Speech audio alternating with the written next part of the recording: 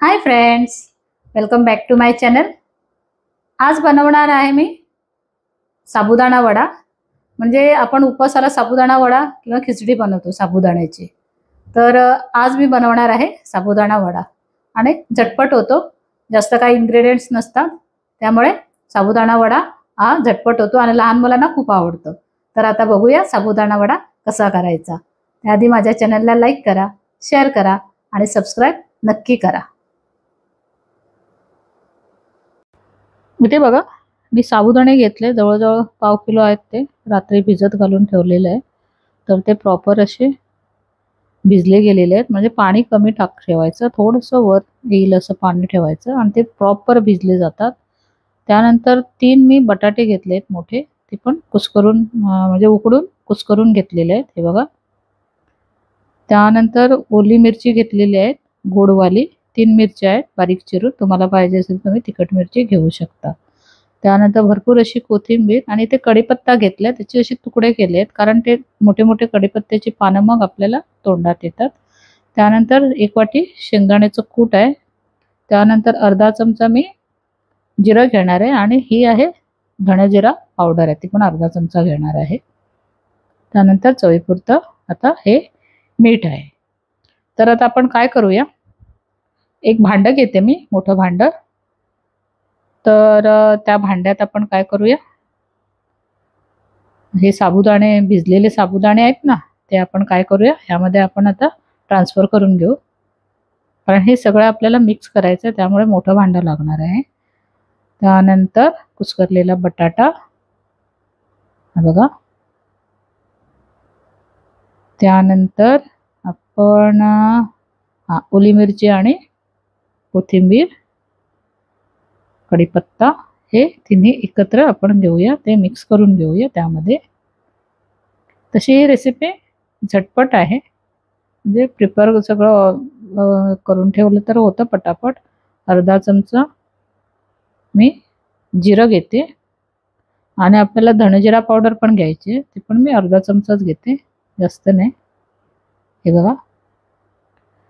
नंतर मग शेंगदाण्याचं कूट. आता हे शेंगदाण्याचं कूट आहे ना, थोडंसं दरदरीत पाहिजे, म्हणजे त्यामध्ये बघा शेंगदाणे पण तुम्हाला दिसतात सगळे, ते त्याची पावडर झालेली नाही पाहिजे. त्यानंतर चवीपुरतं मीठ. आता आपण काय करूया, हे आता प्रॉपर मिक्स करून घेऊया, कारण याचे आपल्याला वडे बनवायचे आहेत. हे बघा. आणि थोडा वेळ लागतो ह्याच्यामध्ये, कारण सगळे एकजीव व्हावं लागतं. साबुदाणे पण थोडंसं मॅश व्हावे लागतात, तरच त्याला छान टेस्ट येतं आणि टेक्स्चर चांगलं येतं, जेणेकरून ते वडे आहेत ना एकत्र व्यवस्थित राहतात. तर हे बघा, अशा पद्धतीने आपल्याला आता हे मॅश करून घ्यावं लागतं सगळं प्रॉपर. तर हे झालेले आहे.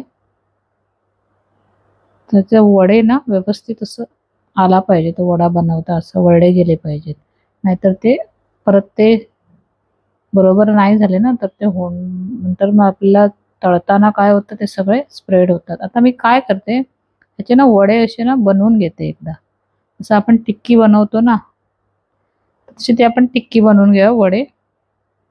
आणि मी नेहमी असंच करते, जर आपल्याला सकाळी करायचं असेल ना, तर आदल्या दिवशी रात्री हे व्यवस्थित सगळं मी तयारी करून मी एका भांड्यात मी ठेवते असं वडी बनवून. आणि दुसऱ्या दिवशी मुलांना डब्यात द्यायला मी काय करते, ते तळून मग लगेच सकाळी मग मी डब्यात देते त्यांना.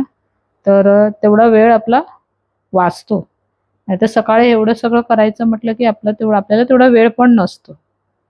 तर उपवासाच्या दिवशी काय असतं, आपण दुपारपर्यंत बनवू शकतो. तर मुलांना डब्याला पाहिजे असेल तर आपल्याला ही असे वडे मी असं करून ठेवते, टिक्की बनवतो ना तसं. तर आता मी हे सगळे असे बनवून घेणार आणि काय करायचं, हे फ्रीजमध्ये ठेवून द्यायचं. तर हे बघा, अशा पद्धतीने बनवून घेतले मी. जरी आपल्याला एक अर्ध्या तासाने बनवायचं असेल तरी आपल्याला काय करायचं, हे बनवून ठेवायचं. मग ज्या वेळेला पाहिजे त्यावेळेला आपण हे काय करायचे, आपण तळून घ्यायचे. तर आता सगळे बनवून झालेले आहेत आणि हे मी कवर करून ठेवून देते. असं झाकण एक लावायचं व्यवस्थित, डब्यामध्ये बंद करून आपण हे ठेवायचं. तर हे बघा, अशा पद्धतीने आपण ठेवू शकतो. आणि एक दिवस काय, नाही तर तुम्हाला जर अजून थोडा वेळ ठेवायचं असेल तर थोडे दिवस ते फ्रीजरमध्ये ठेवून द्यायचे आणि अर्धा पाऊण तास आधी ते बाहेर काढून ठेवायचं आणि मग तळायचे. म्हणजे आपल्याला कधी कधी वेळ नसतो तर हे असं आपण असं पण करू शकतो. तर मी ते पण करते कधी. पण हे कसं साबुदाण्याचे वडे असं तसे झटपट होतात, अगदी काय जास्तच वेळ लागत नाही. तर आता मी हे तळून घेते. हे बघा, बघा असं गोल्डन ब्राऊन करायचे. छान मस्तपैकी फुगले गेलेले आहेत बघा. असे मी सगळे तळून घेते. आणि ही खोबऱ्याची चटणी असेल ना त्याच्यावर खूप छान लागते. तर आता हे सगळे तळून घेऊया आपण. म्हणजे आतून थोडंसं सॉफ्ट असतात आणि वरून थोडेसे क्रिस्पी असतात, त्यामुळे त्याचे टेक्स्चर पण खूप छान होतं. आणि मीडियम फ्लेमवर हे तळायचे असतात, हाय फ्लेमवर नाही. बघा ना, ते मस्त झालेत. हे बघा, बाहेरून थोडंसं त्याचं टेक्स्चर थोडंसं हार्ड आहे आणि आतून सॉफ्ट असणार. तर तुम्ही अशा पद्धतीने बनवा. माझ्या चॅनलला लाईक करा, शेअर करा आणि सबस्क्राईब नक्की करा. Thank you.